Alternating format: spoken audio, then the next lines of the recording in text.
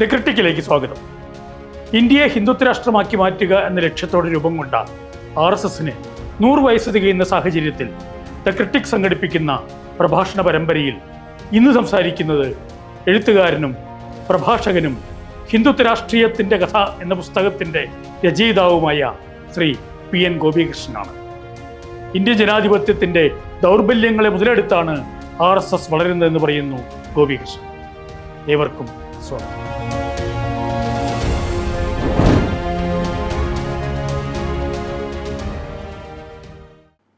1923 VD Savarkar എഴുതിയ ഹിന്ദുത്വ എന്ന് പറയുന്ന ഹിന്ദുത്വ മാനിഫെസ്റ്റോയെ അടിസ്ഥാനപ്പെടുത്തിയുണ്ടായ ആദ്യ സംഘടനയാണ് 1925 വിജയദശമി ദിനത്തിൽ നിലവിൽ വന്ന RSS.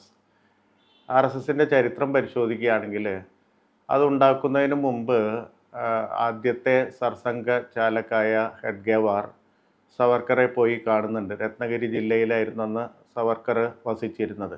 അദ്ദേഹത്തിന് ആ ജില്ല വിട്ടു പോവാനുള്ള അനുവാദം ഉണ്ടായിരുന്നില്ല. ജില്ലാ തടവിലായിരുന്നു സവർക്കർ. ആ സമയത്ത് നാഗ്പൂരിൽ നിന്ന് ഡോക്ടർ ഹെഡ്ഗേവാർ രത്നഗിരിയിൽ ചെന്ന് സവർക്കറെ സന്ദർശിക്കുകയും അദ്ദേഹത്തിൻ്റെ നിർദ്ദേശങ്ങൾക്കനുസരിച്ചാണ് RSSന് രൂപം കൊടുത്തതെന്നും ചരിത്രം നമ്മളോട് പറയുന്നുണ്ട്. അപ്പോൾ 1925 വിജയദശമി ദിനത്തിൽ ഈ RSS എന്ന് പറയുന്ന സംഘടന രൂപം കൊള്ളുമ്പോൾ അതിൻ്റെ പ്രത്യയശാസ്ത്രം എന്ന് പറയുന്നത് സവർക്കർ എഴുതിയ ഹിന്ദുത്വ എന്ന് പറയുന്ന ടെക്സ്റ്റായിരുന്നു. ഈ ഹിന്ദുത്വ എന്ന് പറയുന്ന പുസ്തകം മുന്നോട്ട് വെച്ച ആശയം ഒരു യാഥാസ്ഥിതിക ബ്രാഹ്മണിസം ആയിരുന്നില്ല എന്ന് നമുക്കറിയാം. മനുസ്മൃതിയിൽ അധിഷ്ഠിതമായ ബ്രാഹ്മണിസത്തിൽ നിന്ന്, അല്ലെങ്കിൽ സ്മൃതി ശ്രുതി പുരാണോക്ത എന്ന് നമ്മൾ വിളിക്കുന്ന ഒരുപാട് ടെക്സ്റ്റുകളിൽ അധിഷ്ഠിതമായ ബ്രാഹ്മണ്യത്തെ പുതിയ കാലഘട്ടത്തിലേക്ക് വികസിപ്പിക്കുന്ന ഒരു സമീപനമാണ് സവർക്കർ ഹിന്ദുത്വയിൽ സ്വീകരിച്ചിരുന്നത്. എന്ന് പറഞ്ഞാൽ ഈ യാഥാസ്ഥിതിക ബ്രാഹ്മണ്യത്തിന് പുതിയ മാറിയ പരിസ്ഥിതിയിൽ അതേപടി നിലനിൽക്കാൻ സാധിക്കില്ല എന്നുള്ള തിരിച്ചറിവ് സവർക്കർക്ക് മുമ്പ് തന്നെ ബോംബെ പ്രൊവിൻസിൽ, പ്രത്യേകിച്ച് പൂന കേന്ദ്രമാക്കിയുള്ള ബ്രാഹ്മണ സംഘങ്ങൾക്കൊക്കെ ബോധ്യപ്പെട്ടിരുന്നു. തിലകാണ് ആദ്യമായി അതിനെ മറ്റൊരു തരത്തിൽ രാഷ്ട്രീയമായി വികസിപ്പിക്കാൻ ശ്രമിച്ചത്. തിലകൻ്റെ ശിഷ്യനായ സവർക്കർ ആവട്ടെ കുറേ കൂടി അതിൽ മുന്നോട്ട് പോവുകയും ചെയ്തു. സവർക്കർ മുന്നോട്ട് വച്ചിട്ടുള്ള ബ്രാഹ്മണിസം എന്ന് പറയുന്നത് യാഥാസ്ഥിതിക ബ്രാഹ്മണിസത്തിൽ നിന്ന്, അല്ലെങ്കിൽ അതിനെ ആധുനികവൽക്കരിച്ച ഒന്നായിരുന്നു. അത് ജാതി വ്യവസ്ഥയെ അത് പരസ്യമായിട്ട് അംഗീകരിച്ചിരുന്നില്ല. മറിച്ച് മതത്തെ ഒരു ജാതിയായി വികസിപ്പിക്കാൻ സാധിക്കുമോ എന്ന് പറയുന്ന ഒരു പരീക്ഷണമാണ് സവർക്കർ നടത്തിയത്. എന്ന് പറഞ്ഞാൽ ഹിന്ദുമതത്തിലെ വിവിധ വിഭാഗങ്ങളെല്ലാം തന്നെ, അല്ലെങ്കിൽ ജാതിഘടനയിൽ വ്യത്യസ്ത ജാതിഘടനയുള്ള എല്ലാ വിഭാഗങ്ങളെയും ബ്രാഹ്മണിസത്തിൽ ഉൾച്ചേർക്കാൻ കഴിയുമോ എന്ന് പറയുന്ന പരീക്ഷണമാണ് സവർക്കർ നടത്തിയത്. അത് അദ്ദേഹം അതിൻ്റെ ഒരു പ്രായോഗിക പരീക്ഷണം ഈ രത്നഗിരി ജില്ലയിൽ ഉണ്ടായിരുന്നു എന്ന് നമുക്കറിയാം. എന്ന് പറഞ്ഞാൽ നമ്മൾ സാധാരണഗതിയിൽ ഈ നവോത്ഥാന പ്രസ്ഥാനത്തിൻ്റെയൊക്കെ ഭാഗമായിട്ട് കരുതുന്ന പന്തിഭോജനം, ക്ഷേത്രപ്രവേശനം തുടങ്ങിയവയൊക്കെ തന്നെ സവർക്കർ ഈ ഹിന്ദു വംശീയത വികസിപ്പിച്ചെടുക്കുന്നതിൻ്റെ ഭാഗമായി രത്നഗിരി ജില്ലയിൽ നടത്തുന്നുണ്ട്. ബഹർ, ഭാംഗി ചമർ തുടങ്ങിയ ഏറ്റവും താഴ്ന്ന വിഭാഗക്കാരെ, ദളിതരെ ഉൾപ്പെടുത്തിയിട്ടുള്ള പന്തിഭോജനം സവർക്കർ നടത്തുന്നുണ്ട്. അതുപോലെ തന്നെ പതീത് പവൻ ക്ഷേത്രം അദ്ദേഹം ദളിതർക്കായി തുറന്നു കൊടുക്കുന്നുണ്ട്. അപ്പോൾ ഈ നവോത്ഥാന പ്രക്രിയയിലെ പന്തിഭോജനവും സവർക്കർ നടത്തിയ പന്തിഭോജനവും തമ്മിലുള്ള വ്യത്യാസം എന്താണെന്ന് നോക്കിക്കഴിഞ്ഞാൽ പെട്ടെന്നത് മനസ്സിലാവില്ല. പക്ഷെ സൂക്ഷ്മമായിട്ട് നോക്കിക്കഴിഞ്ഞാൽ ഇപ്പോൾ കേരളീയ നവോത്ഥാനത്തിൽ, പ്രത്യേകിച്ച് നമ്പൂതിരിമാർക്കിടയിൽ നടന്ന നവോത്ഥാനത്തിൽ വീട്ടി മുന്നോട്ട് വെച്ച ഒരാശയം എന്ന് പറയുന്നത് നമ്പൂതിരിയെ മനുഷ്യനാക്കുക എന്നുള്ളതാണ്. എന്ന് പറഞ്ഞാൽ ബ്രാഹ്മണ്യത്തിൽ നിന്ന് രക്ഷപ്പെടുക എന്ന് പറയുന്ന ഒരാശയമായിരുന്നു അതിൻ്റെ തുടക്കകാലത്ത് മുതൽ അതിൽ ഉണ്ടായിരുന്നത്. ഇവിടെ നേരെ തിരിച്ചാണ്. ഇവിടെ അവസാനത്തെ മനുഷ്യനെയും ബ്രാഹ്മണനാക്കുക എന്ന തരത്തിലുള്ള ഒരു സങ്കല്പനമാണ് ഈ പറയുന്ന ഹിന്ദു വംശീയവാദത്തിനുണ്ടായിരുന്നത്. മഹറിനെ പൂണൂലിടിയിക്കുക, ചമറിനെ പൂണൂലിടിയിക്കുക, അങ്ങനെ അവർക്കൊക്കെ വ്യാജമായ തരത്തിൽ ഒരു സാമൂഹ്യ ചലനാത്മകത സിദ്ധിച്ചു എന്ന് തോന്നിപ്പിക്കുന്ന തരത്തിലുള്ള ഒരു പ്രവർത്തനമാണ് കാഴ്ചവെച്ചത്. അത് വലിയ തോതിൽ വിജയിക്കുകയും ചെയ്തു. സവർക്കറുടെ ചരിത്രം പരിശോധിച്ചാൽ അതിൽ ഒരു പ്രത്യേക സന്ദർഭത്തിൽ ശിവു എന്ന് പറയുന്ന ഒരു മഹർ ജാതിക്കാരൻ പൂണൂലണിഞ്ഞ ഇങ്ങനെ അഭിമാനത്തോടെ നിന്ന് ഒരു സന്ദർഭത്തിൽ ഉറക്കെ പ്രഖ്യാപിക്കുന്നുണ്ട്, നിങ്ങൾ ബ്രാഹ്മണർ മതം മാറിയാലും ഞാൻ ഹിന്ദു ധർമ്മത്തിന് വേണ്ടി നിലകൊള്ളും എന്ന് പറയുന്ന തരത്തിൽ മാറ്റിയെടുക്കാനുള്ള ശ്രമമാണ് സവർക്കർ നടത്തിയത്. കാരണം അതുവഴി മാത്രമേ ഒരു ആധുനിക ലോകത്ത് ബ്രാഹ്മണ്യം മുന്നോട്ട് പോവുകയുള്ളൂ. അതേസമയം യാഥാസ്ഥിതിക ബ്രാഹ്മണ്യം അനുവർത്തിച്ച് കഴിഞ്ഞുകൂടിയാൽ ഇന്ത്യയെ പോലെയുള്ള ഒരു രാജ്യത്ത് അത് വളരെ പെട്ടെന്ന് ന്യൂനപക്ഷം ആവും എന്ന് സവർക്കർ തിരിച്ചറിഞ്ഞിരുന്നു. സവർക്കർ ആ സമയത്ത് യാഥാസ്ഥിതിക ബ്രാഹ്മണരായിട്ട് സംവാദത്തിൽ ഏർപ്പെടുന്നുണ്ട്. യാഥാസ്ഥിതിക ബ്രാഹ്മണർക്ക് ഈ സവർക്കറുടെ ഈ രീതികളോട് അവർക്ക് സ്വാഭാവികമായി അവർക്ക് എതിർപ്പ് തോന്നുകയും അത് സവർക്കറെ അറിയിക്കുകയും ചെയ്തപ്പോൾ സവർക്കർ തിരിച്ചു പറയുന്നത്, ഇംഗ്ലീഷുകാർ ദളിതർക്ക് വേണ്ടി വിദ്യാലയങ്ങൾ തുറന്നു കൊടുത്തു, പല പരിഷ്കരണങ്ങളും കൊണ്ടുവന്നു, ഇനി നിങ്ങൾ അവരെ അകറ്റി നിർത്തിയാൽ നിങ്ങൾ അടികൊള്ളുക മാത്രമായിരിക്കും മെച്ചം, ബ്രിട്ടീഷുകാരുടെ ലാത്തിയും ഉണ്ടയൊക്കെ നിങ്ങൾ ഏറ്റുവാങ്ങുക എന്നതായിരിക്കും അതിൻ്റെ ആത്യന്തികമായ ഫലം. മറിച്ച് ഹിന്ദുമതത്തിൻ്റെ ഒരു പ്രധാനപ്പെട്ട ഹിന്ദുമതം എന്ന് പറയുന്ന ആ മതത്തിനുള്ളിൽപ്പെട്ട വ്യത്യസ്ത ജാതികളിൽ വലിയൊരു ശതമാനം വരുന്ന ദളിതരെയും അതുപോലെ തന്നെ പിന്നോക്കക്കാരെയും കൂടെ നിർത്തുന്നത് വഴി മാത്രമേ ഈ ഹിന്ദു വംശീയവാദത്തിന് മുന്നോട്ട് പോകാൻ പറ്റുള്ളൂ, അല്ലെങ്കിൽ ബ്രാഹ്മണിസത്തിന് മുന്നോട്ട് പോകാൻ പറ്റുള്ളൂ. അപ്പം അങ്ങനെ ബ്രാഹ്മണിസത്തിന് മുന്നോട്ട് പോകാനുള്ള ഒരു പുതിയ വഴി ഒരുക്കലായിരുന്നു ഈ ഹിന്ദു വംശീയവാദത്തിലൂടെ സവർക്കർ ചെയ്തത്.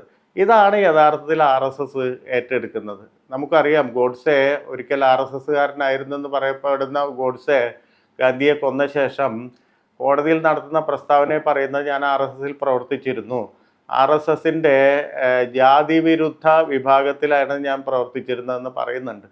അപ്പോൾ ആ തരത്തിൽ ഈ ജാതി വിരുദ്ധത എന്ന് പറയുന്ന ഒരാശയത്തെ പുറംപോക്കിൽ അല്ലെങ്കിൽ അതിൻ്റെ ബഹിർഭാഗസ്ഥതയിൽ അത് ഉൾക്കൊണ്ടുകൊണ്ട് പുറമേക്ക് അത് പ്രദർശിപ്പിച്ചുകൊണ്ട് ഈ ബ്രാഹ്മണ്യത്തെ ഏറ്റവും അടിത്തട്ട് വരെ എത്തിച്ചുകൊണ്ട് ഒരു ഹിന്ദു വംശീയത രൂപം കൊടുക്കുകയാണ് സവർക്കർ ഉദ്ദേശിച്ചത്. അതാണ് RSS തുടങ്ങി വെച്ചതെന്ന് പറയാൻ നമുക്ക് ഇന്ന് സാധിക്കും.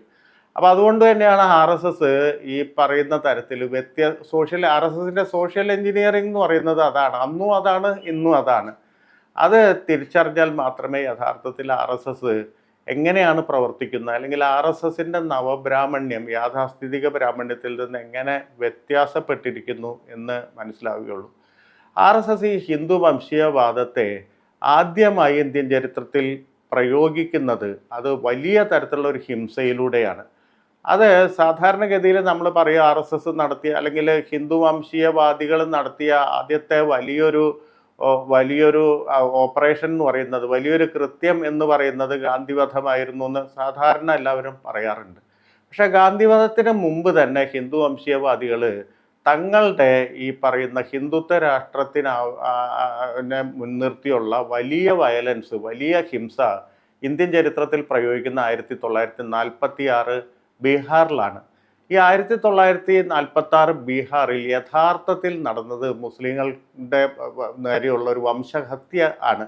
അന്ന് ആരും അതിനെ വംശഹത്യ എന്ന് പറഞ്ഞിട്ടില്ല. സ്വാഭാവികമായിട്ട് അന്ന് പലപ്പോഴും ഇന്ത്യൻ ചരിത്രകാരന്മാരും ഇന്ത്യൻ രാഷ്ട്രീയ നിരീക്ഷകരൊക്കെ ഇപ്പോഴും ആ ബീഹാർ കൂട്ടക്കൊലയെ, ബീഹാറിൽ വംശഹത്യയെ കാണുന്നത് കൽക്കട്ടയിൽ, അതിന് തൊട്ടു മുമ്പ് കൽക്കട്ടയിലും നവഖാലിയിലൊക്കെ ഉണ്ടായ വർഗീയ കലാപത്തിൻ്റെ അനുരണനമായിട്ട് മാത്രമാണ് ബീഹാർ കലാപത്തെ ഇന്നും വായിക്കുന്നത്. അപ്പോൾ കൽക്കട്ടയിൽ 1946 ഓഗസ്റ്റ് 16 ജിന്നയുടെ മുസ്ലിം ലീഗ് ഡയറക്റ്റ് ആക്ഷൻ ഡേ പ്രഖ്യാപിക്കുന്നു. പാകിസ്ഥാന് വേണ്ടിയിട്ട് ആദ്യമായി കോൺസ്റ്റിറ്റ്യൂഷൻ്റെ പുറത്തൊരു സമരം, ഭരണഘടനയ്ക്കുള്ളിൽ നിൽക്കാത്തൊരു സമരം അവരാദ്യമായിട്ട് ചെയ്യുന്നത് ഈ പറയുന്ന നേർപ്രയോഗ ദിനം ഡയറക്റ്റ് ആക്ഷൻ ഡേ പ്രഖ്യാപിച്ചുകൊണ്ടാണ്. സ്വാഭാവികമായിട്ട് അത് രക്തരൂക്ഷിതമായി ഹിന്ദു മഹാസഭ മുസ്ലിം ലീഗിനെതിരെ രംഗത്തിറങ്ങി. അങ്ങനെ വലിയ വർഗീയ കലാപം കൽക്കട്ടയിൽ ഉണ്ടാവുന്നുണ്ട്. 10,000 പേര് അവിടെ മരിച്ചു വീഴുന്നുണ്ട്. പക്ഷേ ഈ 5,000 പേര് മരിച്ചു വീഴുന്നു എന്ന് പറയുന്നത് ഒരു മതത്തിലെ മാത്രമല്ല, 2 വിഭാഗത്തിലെ ആളുകൾ അതൊരു വർഗീയ കലാപമായിട്ട് വളർന്നു എന്നുള്ളത് വാസ്തവമാണ്. പക്ഷേ ഈ വർഗീയ കലാപത്തിൻ്റെ മറപറ്റി വംശഹത്യയാണ് ബീഹാറിൽ നടത്തിയത്. ബീഹാറിൽ വളരെ സംഘടിതമായി ഹിന്ദു വംശീയവാദികൾ, ഹിന്ദു മഹാസഭയും RSS ഒക്കെ ചേർന്നിട്ടുള്ള ഹിന്ദു വംശീയവാദികൾ മുസ്ലിങ്ങളെ കൂട്ടക്കൊല ചെയ്യുകയുണ്ടായി. ഈ കൂട്ടക്കൊലയുടെ കണക്കുകൾ ഇന്നും ലഭ്യമല്ല. ഗവൺമെൻറ് റിപ്പോർട്ട് നോക്കിക്കഴിഞ്ഞാൽ 5,000-നും 6,000-നും ഇടയ്ക്കുള്ള ഒരു സംഖ്യയാണ് മരിച്ചവരുടെ എണ്ണമായിട്ട് കരുതുന്നത്. ഏതാണ്ട് 1.5 ലക്ഷം പേര് അവിടുന്ന് പലായനം ചെയ്തു. ഈ മുസ്ലിങ്ങൾ പലായനം ചെയ്തു, വേറെ ബംഗാളിലേക്കും മറ്റും പലായനം ചെയ്ത് പോയതിൻ്റെ കണക്കൊക്കെ ഉണ്ട്. പക്ഷേ പിൽക്കാലത്ത് പല ഗവേഷകരുടെയും അതുപോലെ തന്നെ പല ഏജൻസികളുടെയും കണക്കനുസരിച്ച് 10,000 പേരെങ്കിലും അവിടെ കൂട്ടക്കൊല ചെയ്യപ്പെട്ടിട്ടുണ്ട്. ഈ കൂട്ടക്കൊല ചെയ്തതിൻ്റെ അതിൻ്റെ ദാരുണ ദൃശ്യങ്ങൾ അക്കാലത്തെ ബീഹാർ മന്ത്രിസഭയിലെ വികസനകാര്യ മന്ത്രിയായിരുന്ന ഡോക്ടർ സയ്യിദ് മഹ്മൂദിൻ്റെ ഒരു വലിയ റിപ്പോർട്ടുണ്ട്. ഗാന്ധി അന്ന് നവഖലിയിലാണ്. ഗാന്ധി നവഖലിയിലെ വർഗീയ കലാപം ശമിപ്പിക്കാൻ വേണ്ടിയുള്ള യാത്രയിലായിരുന്നു. ആ സമയത്ത് ഈ ഡോക്ടർ സയ്യിദ് മുഹമ്മദ് ഈ ബീഹാറിൽ നടന്ന കലാപത്തെ പറ്റിയിട്ടുള്ള ഒരു വലിയ റിപ്പോർട്ട് ഗാന്ധിക്ക് കൊടുക്കുന്നുണ്ട്. അതിൽ പറയുന്ന ഒരു കാര്യം എന്ന് പറയുന്നത് അദ്ദേഹം കണ്ട കാഴ്ചകളാണ് എഴുതുന്നത്. ഒരു 1944 ഒക്ടോബർ 24 മറ്റോ ആണ് ഈ കലാപം പൊട്ടിപ്പുറപ്പെടുന്നത്. തൊട്ടടുത്ത ദിവസങ്ങളിൽ അന്ന് ബീഹാർ ഭരിച്ചിരുന്ന കോൺഗ്രസ് മുഖ്യമന്ത്രിയായിരുന്ന ശ്രീകൃഷ്ണ സിൻഹയും ആ ഗവൺമെൻറ്റിലെ മന്ത്രിയായിരുന്ന ഈ ഡോക്ടർ സയ്യിദ് മഹ്മൂദും കൂടി ഈ കലാപബാധിത പ്രദേശങ്ങൾ സന്ദർശിക്കുന്നുണ്ട്. ആ പറയുന്ന വാചകങ്ങൾ തന്നെ നമ്മളെ ഞെട്ടിപ്പിക്കുന്നതാണ്. അദ്ദേഹം പറയുന്നുണ്ട്, ചപ്രയിലെ പൈഗംപൂർ എന്ന് പറയുന്ന ഒരു സ്ഥലത്തെത്തിയപ്പോൾ, സരൺ ജില്ലയിലെ പൈഗംപൂർ എന്ന് പറയുന്ന ഒരു സ്ഥലത്തെത്തിയപ്പോൾ ഞങ്ങൾ നോക്കുമ്പോൾ കുറേ മുസ്ലിം സ്ത്രീകൾ ഒരു മരത്തിനടിയിൽ ഇരുന്ന് കരയുന്നുണ്ട്. അവിടെ നിന്ന് ഞങ്ങൾ ഈ ഗ്രാമത്തിലേക്ക് നടന്നു പോകുമ്പോൾ ഞങ്ങളുടെ കാലിൽ എല്ലുകളും തലയോട്ടികളും തടഞ്ഞു എന്ന് പറയുന്നുണ്ട്. ഇത് ഏതെങ്കിലും തരത്തിൽ എക്സാജറേഷൻ അല്ല, വളരെ കൃത്യമായി അത് കണ്ട ഒരാൾ എഴുതി വെച്ചതാണ്. ഒരു കുടിലിൽ ഒരു മനുഷ്യൻ കത്തിക്കരിഞ്ഞിരിക്കുന്നത് അതേപടി ഇരിക്കുന്നത് ഞങ്ങൾ കണ്ടു. വേറൊരു സ്ഥലത്ത് ഒരു കുടിലിലെ പുറത്തു നിന്ന് വാതിലടച്ച് ആ കുടിൽ അപ്പോഴും എരിഞ്ഞുകൊണ്ടിരിക്കുകയാണ്.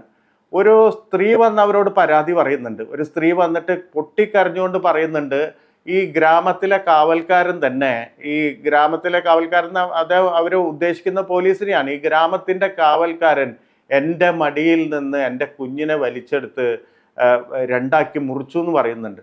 അതുപോലെ മറ്റൊരു സ്ത്രീ അവരോട് പറയുന്നത്, അവരുടെ കയ്യിലുണ്ടായിരുന്ന പണം മുഴുവൻ വാങ്ങിയിട്ട് കലാപകാരികൾ അവരെ 2 മക്കളെ വെട്ടിക്കൊല്ലുന്ന കാര്യം പറയുന്നുണ്ട്. എന്ന് പറഞ്ഞാൽ ഈ ബീഹാർ കലാപത്തിലെ ഈ പറയുന്ന ഈ അനുഭവ സ്മരണകളിലൂടെ പോകുമ്പോൾ നമുക്ക് 2002 ഉണ്ടായിട്ടുള്ള ഗുജറാത്ത് കലാപത്തെ ഓർമ്മ വരും. പക്ഷേ ബീഹാർ കലാപത്തെ വംശഹത്യ എന്ന് വിളിക്കാത്തതിൻ്റെ ഒരു പ്രധാനപ്പെട്ട കാരണം എന്താണെന്ന് വെച്ചാൽ, അന്ന് വംശഹത്യ എന്നതിനൊരു ഡെഫിനേഷൻ ഉണ്ടായിട്ടില്ല, ഒരു നിർവചനം ഉണ്ടായിട്ടില്ല. അത് 1948 കൺവെൻഷനിലാണ് ആ നിർവചനം വരുന്നത്.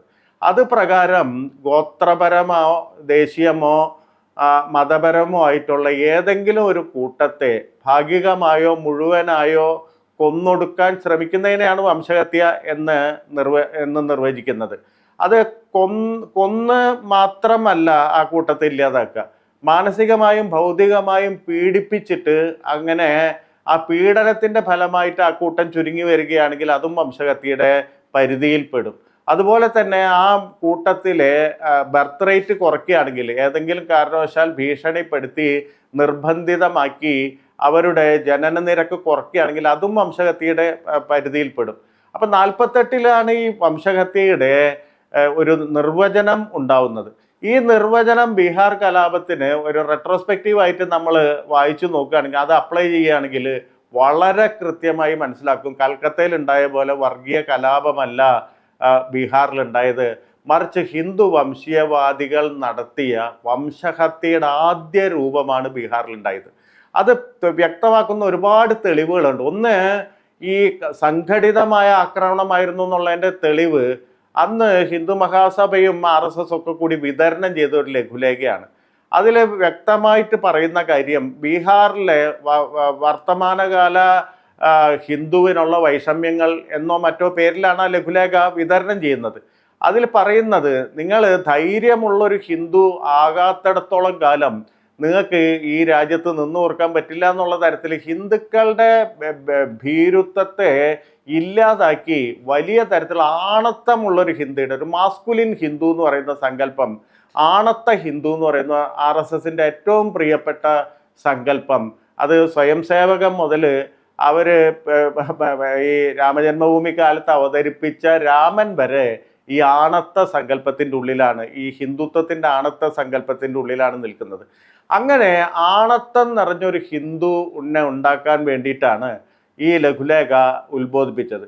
ആ ലഘുലേഖയിൽ പറയുന്ന അന്ന് നിലവിലിരിക്കുന്ന കോൺഗ്രസ് ഗവൺമെൻറ് അത് ഹിന്ദു ഭൂരിപക്ഷ കക്ഷിയാണെങ്കിൽ പോലും അത് ഈ ഭീരുക്കളായ ഹിന്ദുക്കളെയാണ് സൃഷ്ടിച്ചുകൊണ്ടിരിക്കുന്നത്. അത് ഹിന്ദു മതത്തെ നശിപ്പിക്കും. അതുകൊണ്ട് നമ്മൾ വളരെ കൃത്യമായിട്ട് ഈ ആയുധം മേന്തുന്ന ഹിന്ദുക്കളാവുക എന്ന് ഉത്ബോധിപ്പിക്കുന്ന ഈ ലഘുലേഖയ്ക്ക് പിന്നാലെയാണ് ബീഹാർ സംഭവം നടക്കുന്നത്. മാത്രമല്ല, ബീഹാറിലെ ഈ കലാപം നടന്നിട്ട് അന്ന് ഹിന്ദു മഹാസഭയുടെ നേതാവായിട്ടുള്ള BS മൂഞ്ചെ, നമുക്കറിയാം BS മൂഞ്ചെയാണ് RSSന്റെ രൂപീകരണത്തിന് ശേഷം അതിൻ്റെ സ്വഭാവം നിർണ്ണയിക്കുന്നതിൽ വലിയ പങ്കുവഹിച്ചത്. മൂഞ്ചെ നേരിട്ട് ഇറ്റലിയിൽ പോയി മുസോളിനിയെ കാണുകയും മുസോളിനിയുടെ ഫാസിസ്റ്റ് സമ്പ്രദായത്തിൽ അല്ലെങ്കിൽ അതെങ്ങനെയാണ് പ്രവർത്തിക്കുന്നത് എന്ന് പഠിച്ചു വരികയും ചെയ്തിട്ട് അത് RSSൽ പ്രയോഗിക്കാൻ നിയുക്തനായ ഒരാളാണ് BS മൂഞ്ചെ എന്ന് പറയുന്നത്. അദ്ദേഹം അന്ന് ഇറ്റലിയിൽ പോയി ഇറ്റലിയിലെ ഈ ബെലില്ല സ്കൂള്, അതുപോലെ തന്നെ അവാങ്കാഡിസ്റ്റ് സ്കൂൾ എന്നൊക്കെ പറയുന്ന ഈ ഫാസിസ്റ്റ് പ്രബോധന സമ്പ്രദായം എങ്ങനെയാണ് പുതിയ തലമുറയിലേക്ക് എത്തുക, തലമുറയായിട്ട് എങ്ങനെയാണ് മനുഷ്യരെ, ഒരു ദേശത്തെ മനുഷ്യരെ ഫാസിസ്റ്റുകളാക്കി തീർക്കുക എന്ന് കൃത്യമായി പഠിച്ചു വന്ന ആളാണ്. ആ മൂഞ്ചെയാണ് ഈ ബീഹാറിലെ കലാപത്തിന് ശേഷം അവിടെ സന്ദർശിക്കുന്നത്. അതിനുശേഷം ആഹ്ലാദഭരിതനായിട്ട് നടത്തിയൊരു പ്രസ്താവനയുണ്ട്. അദ്ദേഹം പറയുന്നത്, ഇതാണ് മാതൃക, ഈ ഇന്ത്യയിലെ ഹിന്ദുക്കൾക്ക് മാതൃക ഇതാണ് എന്ന് പറഞ്ഞാൽ അത് അദ്ദേഹം ഈ പറയുന്ന ആ കലാപത്തിൻ്റെ അതൊരു വംശഹത്യയാണെന്ന സത്യം മൂടി വയ്ക്കാൻ അത് കൽക്കത്തയിൽ നടന്ന മുസ്ലിങ്ങൾ ഉണ്ടാക്കിയിട്ടുള്ള കലാപങ്ങളുടെ പ്രതിധ്വനിയാണെന്നൊക്കെ പറയുന്നുണ്ട്, അതിൻ്റെ തുടക്കത്തിൽ പറയുന്നുണ്ട്. പക്ഷേ ഒരു 10,000 മനുഷ്യർ മരിച്ചുപോയ ഒരു കലാപത്തിനെ സംബന്ധിച്ച് ആഹ്ലാദം കലർന്ന സ്വരത്തിലാണ് അദ്ദേഹം സംസാരിക്കുന്നത്. ഒരു നേതാവും ഇല്ലാതെ തന്നെത്താൻ ഒരു ഫാസിസ്റ്റ് ഹിന്ദു ഉണ്ടായി എന്ന് പറയുന്ന തരത്തിലാണ്, ഫാസിസ്റ്റ് എന്ന് പറയുന്ന പദം പ്രയോഗിക്കുന്നില്ല, മറിച്ച് അഭിമാനി ഹിന്ദു ഉണ്ടായി എന്നുള്ള തരത്തിലാണ് മുഞ്ചെ ആ കലാപത്തെ വർണ്ണിച്ചിട്ടുള്ളത്. ഇത് വലിയ തരത്തിലുള്ള ഒരു ഹിന്ദുവിൻ്റെ ഉയർത്തെഴുന്നേൽപ്പായിട്ടാണ് മുഞ്ചെ ബീഹാർ കലാപത്തെ കാണുന്നത്. ഏതാണ്ട് 1.5 ലക്ഷം മുസ്ലിങ്ങൾ ഓടിപ്പോകുന്ന വഴിക്ക് തരേഗ്ന എന്ന് പറയുന്ന തീവണ്ടി സ്റ്റേഷനിലിട്ട് 100-ൽ താഴെ വരുന്ന മനുഷ്യരെ, ഗതി കിട്ടാതെ ഓടിപ്പോകുന്ന മനുഷ്യരെ വെട്ടിക്കൊല്ലുന്ന ഒരു ഹിന്ദുവിനെ അവിടെ അവർ സൃഷ്ടിച്ചിരുന്നു. ഞാൻ നേരത്തെ പറഞ്ഞ ഡോക്ടർ സയ്യദ് മുഹമ്മദിൻ്റെ റിപ്പോർട്ടിൽ ഞങ്ങൾ ഈ സ്റ്റേഷനിൽ നടന്ന സംഭവത്തിന് ശേഷം 2 ദിവസം കഴിഞ്ഞാണ് ഞങ്ങൾ എത്തുന്നതെങ്കിലും 50 ജഡങ്ങളെങ്കിലും അവിടെ വീണ് കിടന്നതായിട്ട് വിവരിക്കുന്നുണ്ട്. അപ്പം അത്ര ദാരുണമായൊരു സംഭവത്തെ ആഹ്ലാദിക്കാവുന്ന തരത്തിലുള്ളൊരു സംഭവമായിട്ട് വിശേഷിപ്പിക്കുന്ന തരത്തിൽ ഈ 46-ലെ വംശഹത്യയെ ഈ ഹിന്ദു വംശീയവാദികൾ കാണുന്നുണ്ട്. അതിനുശേഷമാണ് ഗാന്ധിയുടെ വധം നടക്കുന്നത്.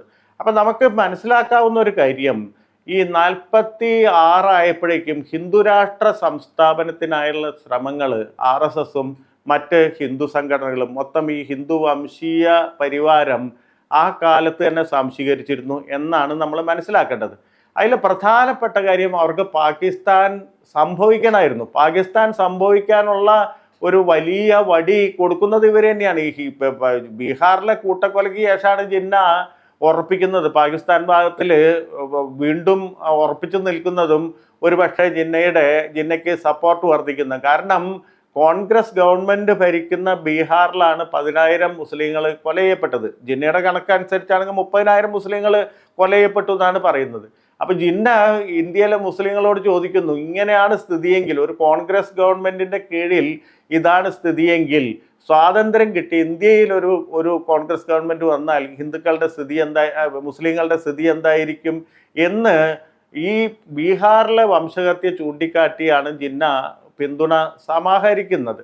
അപ്പോൾ ജിന്ന നമ്മൾ പൊതുവെ അഖണ്ഡ ഭാരതം എന്നൊക്കെ RSS പറയുമെങ്കിലും ജിന്നയുടെ പാകിസ്ഥാൻ ഉണ്ടാവുന്നത് അവർ അകമേ സന്തോഷിച്ചിരുന്നു. കാരണം ഒരു ഇസ്ലാം രാഷ്ട്രം വേർപെട്ടാൽ ബാക്കിയുള്ള സ്ഥലം ഒരു ഹിന്ദു രാഷ്ട്രമായിട്ട് പ്രഖ്യാപിക്കുക എന്നത് വളരെ എളുപ്പം ആയ ഒരു രാഷ്ട്രീയം ആയിട്ട് അവർ മനസ്സിലാക്കിയിരുന്നു. പക്ഷെ അതിന് തടയിടുകയാണ് യഥാർത്ഥത്തിൽ ഇന്ത്യയിൽ അന്നത്തെ ഏറ്റവും വിവേകികളായിട്ടുള്ള മുഴുവൻ നേതാക്കളും ചെയ്തത് എന്ന് നമുക്കറിയാം.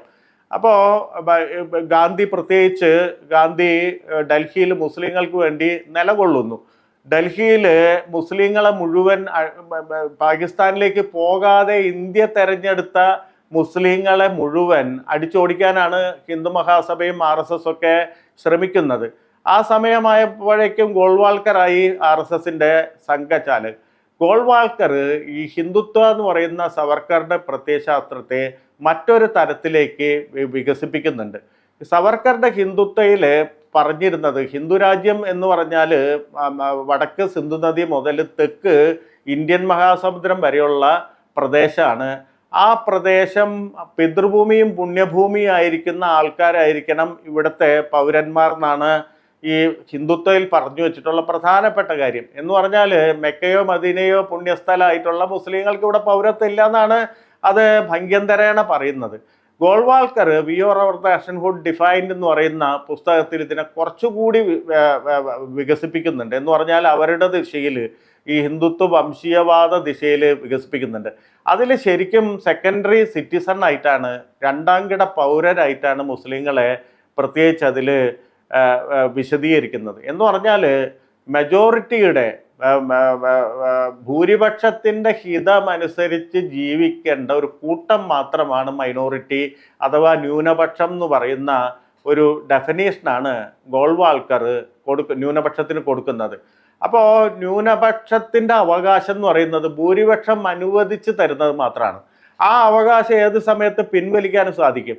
വോട്ടവകാശം ഉൾപ്പെടെയുള്ള അവകാശങ്ങൾ, അങ്ങനെ ന്യൂനപക്ഷത്തിൻ്റെ മുഴുവൻ അവകാശങ്ങളും, ഹിതപരിശോധനയ്ക്കുള്ള അവകാശം അടക്കമുള്ള എല്ലാ അവകാശങ്ങളും ഭൂരിപക്ഷത്തിൻ്റെ ഹിതമനുസരിച്ച് മാത്രമാണ്. അതല്ലെങ്കിൽ അവരിവിടുന്ന് പുറത്തു പോയിക്കൊള്ളൂ എന്ന് പറയുന്ന ഒരു സന്ദേശമാണ് ഈ വിയോർ അവർ നാഷൻഹുഡ് ഡിഫൈൻഡ് എന്ന് പറയുന്ന. ഇന്ന് RSS അതിൻ്റെ പിതൃത്വം ഏറ്റെടുക്കാൻ വിമുഖത കാണിക്കുന്നുണ്ട്. എങ്കിൽ പോലും ഒരു കാലത്ത് RSSകാരുടെ ബൈബിളായിരുന്നു എന്ന് പല RSSകാരും സ്മരണകളിൽ എഴുതി വച്ചിട്ടുണ്ട്. അപ്പോൾ ആ പുസ്തകത്തിനനുസരിച്ചിട്ടാണ് ഇവർ പെരുമാറുന്നത്. ഇവർ ഡൽഹിയിൽ സ്വാതന്ത്ര്യം കഴിഞ്ഞ ഉടനെ ഇന്ത്യ റിപ്പബ്ലിക് ആയിട്ടില്ല. അംബേദ്കറുടെ നേതൃത്വത്തിൽ കോൺസ്റ്റിറ്റ്യൂഷൻ അസംബ്ലിക്കുള്ള കാര്യങ്ങൾ അത് നീങ്ങിക്കൊണ്ടിരിക്കുന്ന ഒരു വശത്ത്, മറുവശത്ത് വിഭജനം നടന്നിട്ടുണ്ട്. വിഭജനത്തിൻ്റെ ഫലമായിട്ട് അതിർത്തികളിൽ വലിയ സംഘർഷം ഉണ്ടാവുന്നു, വലിയ തരത്തിലുള്ള ഒഴുക്കുകൾ ഉണ്ടാവുന്നു, അങ്ങോട്ടും ഇങ്ങോട്ടും ഏറ്റുമുട്ടുന്ന അവസ്ഥകൾ ഉണ്ടാവുന്നു. കേന്ദ്രത്തിലാണെങ്കിൽ തിരഞ്ഞെടുക്കപ്പെട്ട ഒരു ഗവൺമെൻറ് ഇല്ല, ഒരു സർവകക്ഷി മന്ത്രിസഭയാണുള്ളത്. ജവഹർലാൽ നെഹ്റു പ്രധാനമന്ത്രിയും സർദാർ പട്ടേൽ ആഭ്യന്തരമന്ത്രിയും അംബേദ്കർ നിയമമന്ത്രിയും അങ്ങനെ വ്യത്യസ്ത കക്ഷികളിൽ പെട്ടിട്ടുള്ള ആളുകളാണ് മന്ത്രിസഭയിൽ ഉണ്ടായിരുന്നത്. ബൽദേവ് സിംഗ് ആണ് പാന്തിക് പാർട്ടിയുടെ, സിഖുകാരുടെ പാർട്ടിയായ പാന്തിക് പാർട്ടിയുടെ ബൽദേവ് സിംഗ് അതിലുണ്ടായിരുന്നു. ഹിന്ദു മഹാസഭയുടെ ശ്യാമപ്രസാദ് മുഖർജിയും ആ മന്ത്രിസഭയിൽ ഉണ്ടായിരുന്നു. എന്ന് പറഞ്ഞാൽ ഒരു തീരുമാനം എടുക്കാൻ പറ്റുന്ന തരത്തിൽ തിരഞ്ഞെടുക്കപ്പെട്ട ഒരു മന്ത്രിസഭ ആയിരുന്നില്ല അത്. ഇന്ത്യയിലെ സംവിധാനങ്ങളൊന്നും പൂർണ്ണമായിട്ടില്ല. ഇപ്പം ബ്രിട്ടീഷുകാർ പോയതിൽ പിന്നെ ഇന്ത്യയിലെ നിയമ സംവിധാനം ആയിക്കൊള്ളട്ടെ, ക്രമസമാധാന പാലന സംവിധാനം ആയിക്കൊള്ളട്ടെ, ഇതൊക്കെ തകർന്നു കിടക്കുകയാണ്. കാരണം ഈ വിഭജനം വന്നപ്പോൾ എല്ലാ സേനകളും വിഭജിക്കപ്പെട്ടു. കുറേ പേര് പാകിസ്ഥാനിൽ പോകുന്നു, പാകിസ്ഥാൻ്റെ പ്രവിശ്യകളുള്ള ആളുകൾ ഇങ്ങോട്ട് വരും, ഉദ്യോഗസ്ഥർ ഇന്ത്യയിലേക്ക് വരുന്നു.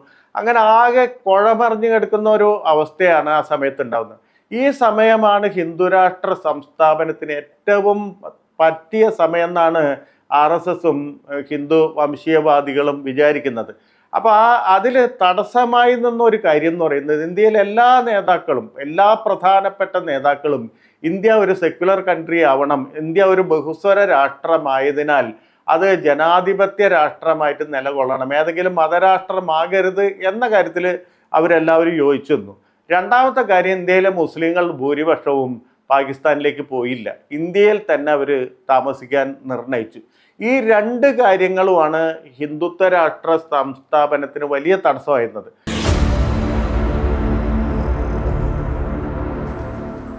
ഇന്ത്യ വിടാത്ത മുസ്ലിങ്ങളെ ബലം പ്രയോഗിച്ച് പാകിസ്ഥാനിലേക്ക് വിടുക എന്നതായി ഈ പറയുന്ന ഹിന്ദുത്വ രാഷ്ട്രീയത്തിൻ്റെ പ്രധാനപ്പെട്ട ഒരു പ്രയോഗം എന്ന് പറയുന്നത്. ഡൽഹിയിലെ മുഴുവൻ മുസ്ലിങ്ങളെയും അവർ താമസിച്ചിരുന്ന അവരുടെ സ്വന്തം വസതിയിൽ നിന്ന് ബലം പ്രയോഗിച്ച് പുറത്താക്കുകയാണ്. അതുപോലെ തന്നെ അവരുടെ പള്ളികൾ കയ്യേറുന്നു, അവരുടെ കച്ചവട സ്ഥലങ്ങൾ മുഴുവൻ ഒഴിപ്പിക്കുന്നു. അപ്പോൾ ഈ ഡൽഹിയിലെ ഈ മുസ്ലിം വിരുദ്ധമായിട്ടുള്ള ഒരു വലിയ അരാജകാവസ്ഥ നിലവിൽ വന്നപ്പോഴാണ് ഗാന്ധി തൻ്റെ അവസാന നിരാഹാരത്തിലേക്ക് പോകുന്നത്. ജനുവരി 13 മുതൽ 1948 ജനുവരി 13 മുതൽ 18 വരെ 5 ദിവസം നിരാഹാരം ഇരിക്കുന്നുണ്ട്. ഈ 5 ദിവസത്തിൻ്റെ നിരാഹാരത്തിൻ്റെ കാരണമായിട്ട് ഗാന്ധി മുന്നോട്ട് വെച്ചത് മുസ്ലിങ്ങളെ അവരുടെ വീടുകളിൽ താമസിക്കാൻ അവർക്കതിന് അനുവാദം കൊടുക്കണം, അവർക്കെല്ലാവരും കൂടി അവർക്കതിന് അവസരം ഒരുക്കി കൊടുക്കണം, അവരുടെ കച്ചവട സ്ഥാപനങ്ങൾ അവർക്ക് വിട്ടുകൊടുക്കണം. ഖാജ കുത്ബുദ്ദീൻ്റെ ഖബറ്, മെഹ്റോളിയിലെ ഖബറ് അവർക്ക് ആരാധനയ്ക്കായിട്ട് തുറന്നു കൊടുക്കണം. അത് ഹിന്ദുക്കൾ കയ്യേറിയിട്ട് അതിന് കേടുപാടുകൾ വരുത്തിയിരുന്നു. അപ്പം അതുകൊണ്ട് അവിടുത്തെ എല്ലാ കൊല്ലവും നടത്തുന്ന ഉറൂസ് നടത്താനുള്ള സൗകര്യം മറ്റെല്ലാ മതക്കാരും കൂടി ചെയ്തു കൊടുക്കണം എന്ന തരത്തിൽ കുറേ നിർദ്ദേശങ്ങൾ മുന്നിൽ വെച്ചുകൊണ്ടാണ് ഈ 5 ദിവസത്തെ നിരാഹാരത്തിലേക്ക് പോകുന്നത്. ഈ 5 ദിവസത്തെ നിരാഹാരമാണ് യഥാർത്ഥത്തിൽ ഈ ഹിന്ദു വംശീയവാദികളുടെ സ്വപ്നം തകർത്ത് കളഞ്ഞതെന്ന് നമുക്ക് അറിയാം. അവസാനം ഗാന്ധിയുടെ ജീവൻ രക്ഷിക്കാൻ എല്ലാവരും നിർബന്ധിതരായി. വലിയ തരത്തിലുള്ള പ്രഷർ, ലോകരാഷ്ട്രങ്ങളുടെ വരെ സമ്മർദ്ദം വന്നപ്പോഴാണ് ഇവരും കൂടി ഒപ്പിട്ട് കൊടുത്ത് ഈ കണ്ടീഷൻസ് മുഴുവൻ പാലിക്കുന്നത്. അപ്പോൾ അതുകൊണ്ട് ഗാന്ധി, സാധാരണഗതിയിൽ ഗാന്ധിയെ എപ്പോഴും വിമർശിക്കാറുള്ളത് ഒരു സോഫ്റ്റ് ഹിന്ദുയിസ്റ്റ് ആയിട്ടുള്ള ഒരാളായിട്ടാണ് നമ്മൾ കണക്കാക്കാറുള്ളത്. വേണമെങ്കിൽ അതിന് ഉദാഹരണമൊക്കെ നമുക്ക് പറയാനും പറ്റും. പക്ഷേ ഈ ഹിന്ദുയിസ്റ്റ് ആയിട്ടുള്ള ഗാന്ധി അവസാനം സന്ദർശിച്ച തീർത്ഥാടന കേന്ദ്രം എന്ന് പറയുന്നത് അദ്ദേഹം ജീവിതത്തിൽ വളരെ കുറച്ച് ക്ഷേത്രങ്ങളിൽ പോയിട്ടുള്ളൂ. ക്ഷേത്രങ്ങളിൽ പോകുമ്പോൾ അതിനെ ഒക്കെ വലിയ മോശപ്പെട്ട അനുഭവമായിട്ടാണ് തൻ്റെ കൃതികളിൽ മുഴുവൻ എഴുതി വെച്ചിട്ടുള്ളത്. കാശി വിശ്വനാഥ ക്ഷേത്രം പോലെയുള്ള ക്ഷേത്രത്തിനെ ഗാന്ധി വിമർശിച്ചത് കാണുമ്പോൾ നമുക്ക് പോലും അതിന് സാധ്യമല്ല എന്ന് തോന്നും. അത് പോട്ടെ, അത് മറ്റൊരു കാര്യമാണ്. ഗാന്ധി അവസാനമായിട്ട് സന്ദർശിക്കുന്നത് ജനുവരി 30 മരിക്കുന്നതിന് മുമ്പ് 1948 ജനുവരി 27 ഗാന്ധി സന്ദർശിക്കുന്നത് ഈ പറയുന്ന മെഹ്റോളിയിലെ ഖാജ കുത്ബുദ്ദീൻ്റെ ഖബറിലാണ്. അതിൻ്റെ ചിത്രം നമുക്കിന്ന് ഭാഗ്യവശാൽ ഇൻ്റർനെറ്റിൽ ഉണ്ട്. 3 ദിവസത്തിനുള്ളിൽ ഗാന്ധി വധിക്കപ്പെടുന്നു. ഗാന്ധി വധിക്കപ്പെട്ടതോടെ ഗാന്ധിയെയും ഈ പറയുന്ന തങ്ങളുടെ ഹിന്ദുരാഷ്ട്ര സംസ്ഥാപനത്തിന് എതിർ നിൽക്കുന്ന മനുഷ്യരെയും കൊല്ലാനുള്ളൊരു പ്ലാനാണ് ഇവർ തയ്യാറാക്കിയിരുന്നത്. പല രേഖകളിൽ നിന്നും നമുക്കറിയാം. ഗാന്ധിയെ മാത്രമല്ല, ഗാന്ധിയുടെ കൊലപാതകം എന്ന് പറയുന്നത് ആദ്യത്തെ കൊലപാതകമാണ്. ഒരു ലിസ്റ്റ് തന്നെ അവർ തയ്യാറാക്കിയിരുന്നു. ഗാന്ധിവധത്തെ സംബന്ധിച്ച FIRലൊക്കെ അത് വളരെ വ്യക്തമായിട്ട് നമുക്ക് കാണാൻ കഴിയും.